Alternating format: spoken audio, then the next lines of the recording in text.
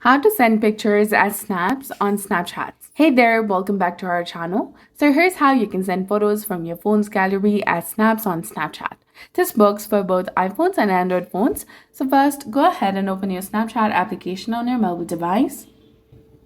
Make sure that you're logged in with your specific account. Now, tap on the memories icon that is in the left-hand side of this screen. Here, you will be taken to the memories section. But in the top, you will see the section of home, camera roll, stories, my eyes only. Go to camera roll section. Go ahead and adjust this photo in the frame or the screen. Or you can edit it by adding text, stickers, or any kind of filters that you prefer. And once you're done, you can go ahead and tap on send to in the bottom right corner of the screen and send it to the friends or family, whoever you want to. And it will be sent as a snap. So that's it for this video. I hope you found it helpful. If you did, please like, share, and subscribe. Thanks for watching.